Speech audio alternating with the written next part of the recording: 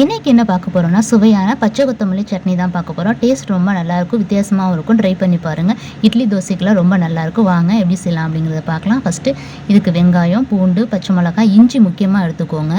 இஞ்சி, தேங்காய், புளி, பச்சை கொத்தமல்லி ஒரு கைப்பிடி அளவு எடுத்துக்கோங்க.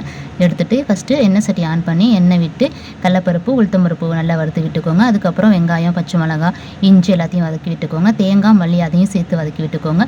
வதக்கி சூடு ஆனதுக்கப்புறம் கொஞ்சமாக உப்பு வச்சு மிக்ஸி ஜாரில் அரைச்சிக்கோங்க. ஒரு தாளிப்பு ஒன்று போட்டுங்க. கடுகு, உளுத்தம்பருப்பு, பட்டை மிளகாய், கருவேப்பிலை போட்டு ஒரு தாளிப்பு ஒன்று போட்டிங்கன்னா சுவையான பச்சை கொத்தமல்லி சட்னி ரெடி ஆயிடும். டேஸ்ட் ரொம்ப நல்லாயிருக்கும். பச்சை கொத்தமல்லி நம்ம சாதாரணமாக சாம்பார், ரசத்தில் போட்டுருவோம்ல, அது போல் இல்லாமல் இது போல் சட்னி அரைச்சி சாப்பிட்டிங்கன்னா ரொம்பவும் நல்லது. நிறைய சத்து இருக்குது பச்சை கொத்தமல்லியில்.